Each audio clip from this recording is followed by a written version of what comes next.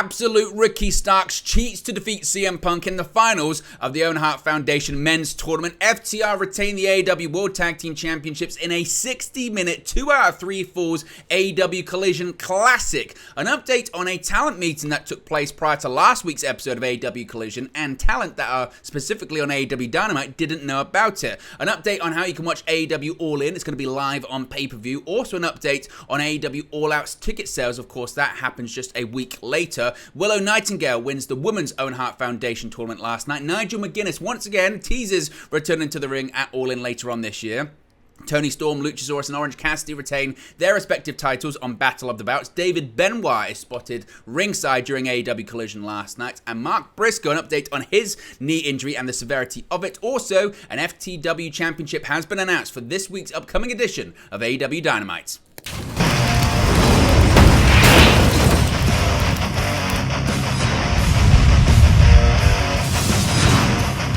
Hey guys, welcome back to Wrestling News 365. Hope everyone is doing very well. As always, there are plenty of news stories to get into in the world of All Elite Wrestling. We have to start with the main event of AEW Collision last night, the finals of the Men's Owen Hart Foundation Tournament, and Absolute Ricky Starks with the upset victory by nefarious means. Absolute Ricky Starks has absolutely won the Men's Owen Hart Foundation Tournament finals, but not without bending the rules. To cap off a hard-fought match between Starks and CM Punk, the two men kept rolling through one another's pinfall attempts before Starks finally grabbed the ropes in order to keep Punk down for the 3 count.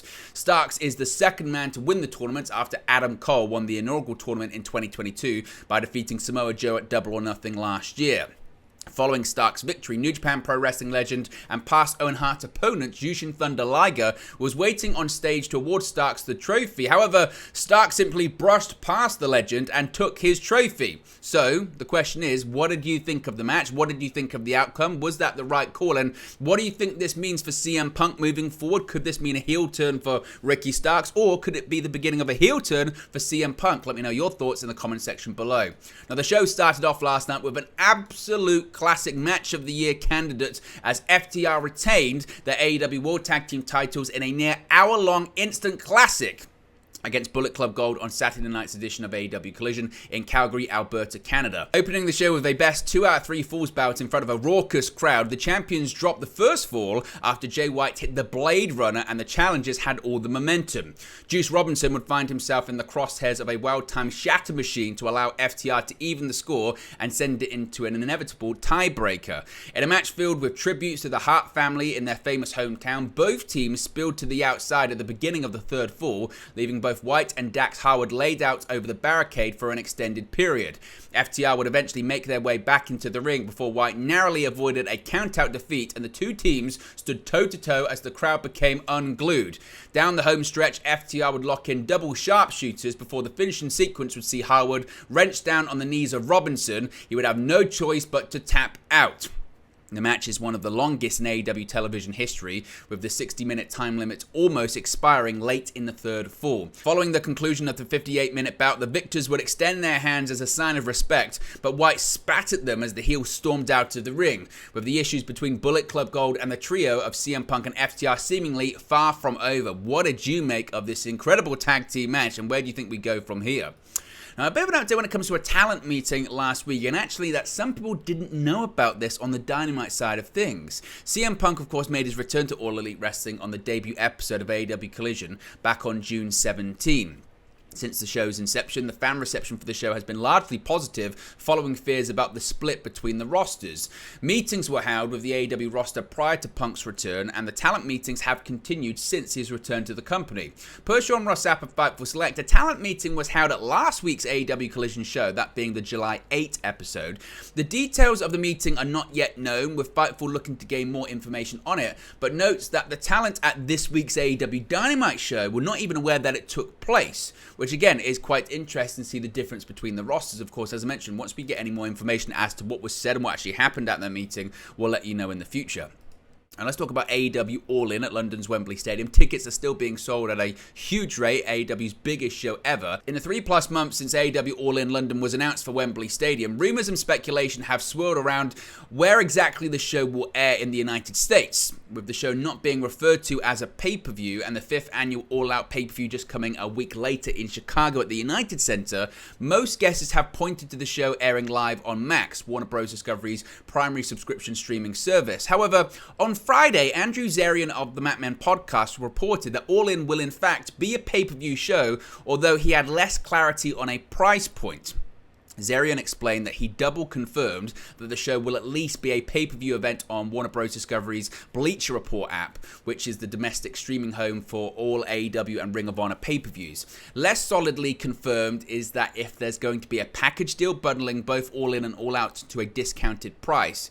Quote, "I know that it is a discussion, but I don't know it's going to happen," Zarian added, before also commenting that Bleacher Report is, quote, "limited, and AEW should find a better outlet for its streaming its pay-per-views in the United States," a sentiment shared by many fans due to the issues using the service. Fight TV, which carries AEW pay-per-views outside of the US and in Canada, is generally considered to have a superior user experience. The only time anything like this has ever really happened before was in 1991, when WWE experimented with holding an emergency pay-per-view, that being called This Tuesday in Texas. It came 6 days after Survivor Series, where The Undertaker won the WWE Championship from Hulk Hogan in a way that was deemed to necessitate an immediate rematch. According to a multi-channels news article, the two shows combined with no package discount thanks to the emergency pay-per-view storyline cost about $40, which is about $88.50 adjusted for inflation. With the second show only doing about 45% of the buys for the first show, WWE never repeated the experiment, though it did have months with more than one pay-per-view when it expanded beyond its monthly shows. So again, the latest news update when it comes to All In, that it is expected to be a pay-per-view, is expected to be on BR Live in the United States and just everywhere else as it would usually be. Now, what happens when it comes to AEW All Out? Well, one thing we do know at the moment is ticket sales for the show at the United Center, and the ticket sales are selling pretty well right now.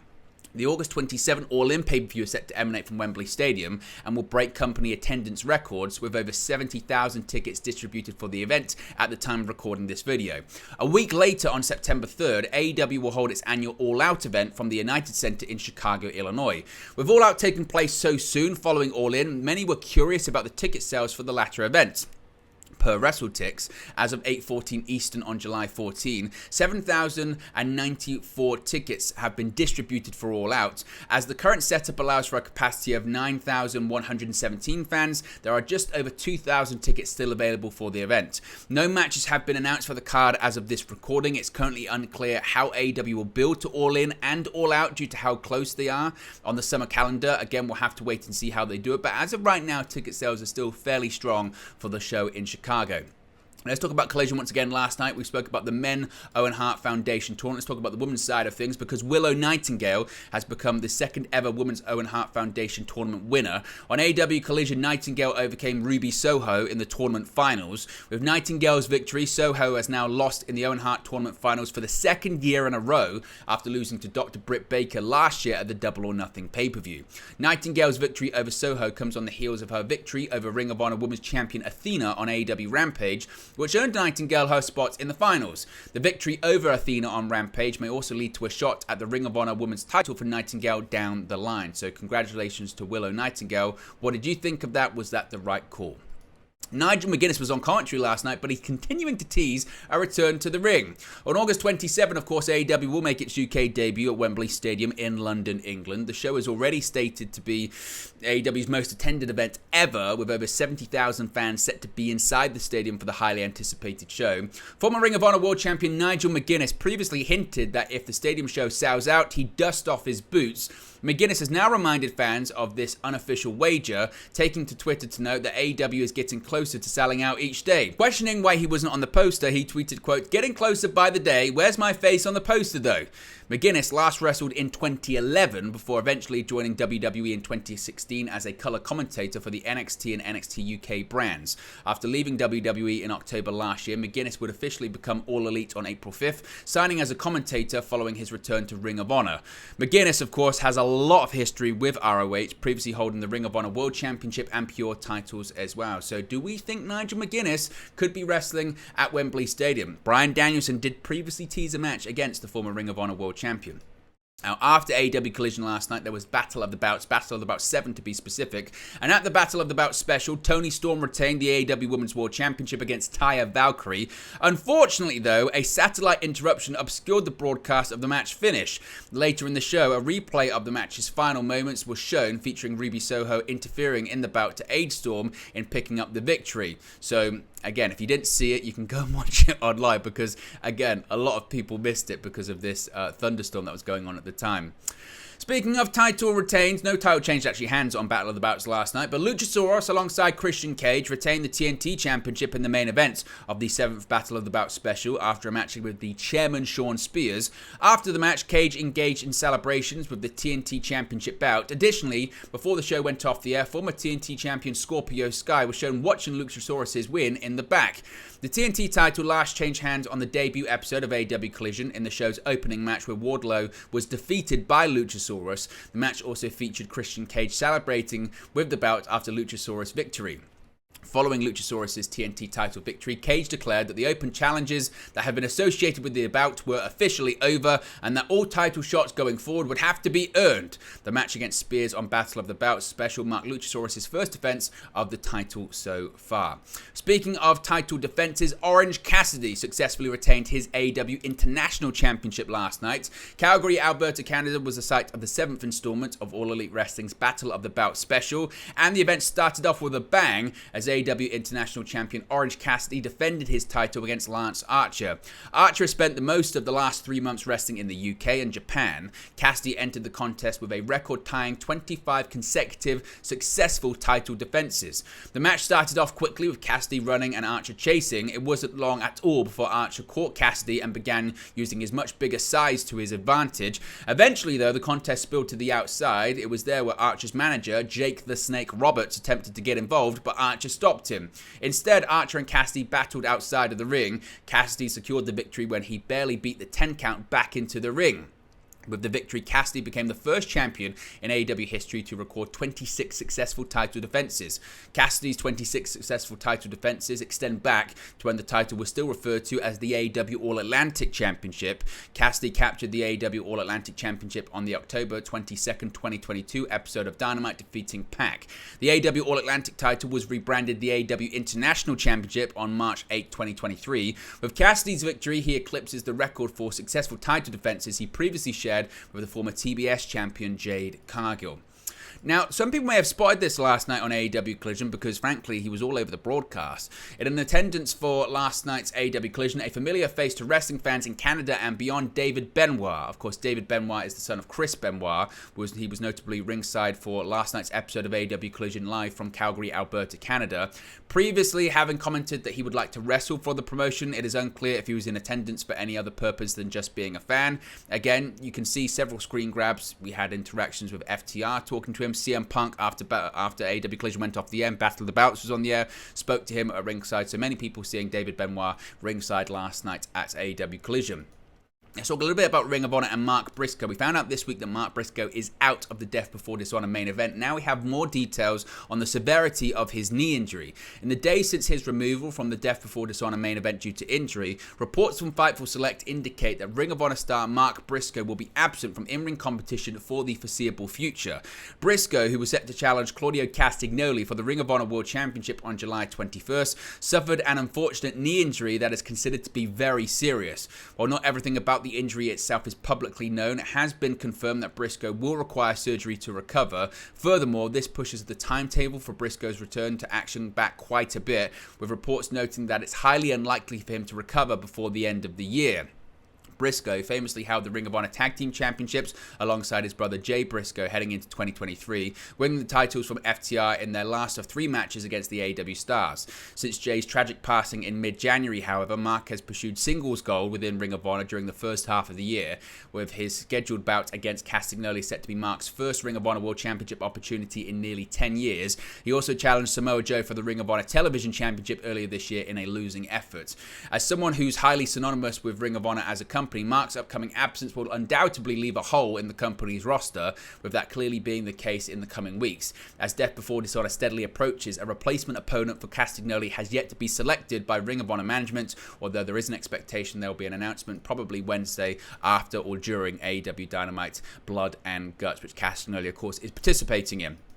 Finally, speaking of Dynamite, this coming Wednesday, we've got a title match announced for the show. After weeks of pursuit, Hook will finally get his hands on Jungle Boy Jack Perry this Wednesday on AEW Dynamite. In a segment on AEW Rampage, the off-silent Hook called out Perry to face him on Dynamite, with Hook's FTW Championship on the line. The feud between Perry and Hook began at Forbidden Door, where Perry attacked Hook following his match with IWGP World Heavyweight Champion Sanada.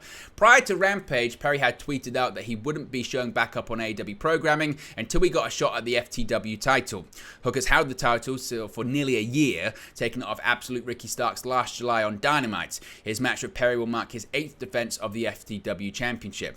This Wednesday's Dynamite is already highly anticipated, with the 3rd ever AEW Blood and Guts match set to take place. This past Wednesday, the mystery partners for both the Blackpool Combat Club and the Elite were revealed. On the Blackpool Combat Club side, Pac joined the fray to fill in for the injured Bryan Danielson. On the Elite side, Kota Ibushi was announced to be reuniting with Kenny Omega and the Elite to reform the Golden Elite in Blood and Guts. But there you go, guys. It's the latest AEW news for you. Be sure to smash a like on the like button. Be sure to subscribe bottom right hand corner. As always, let me know your thoughts in the comment section below, and I'll speak to you again very, very soon.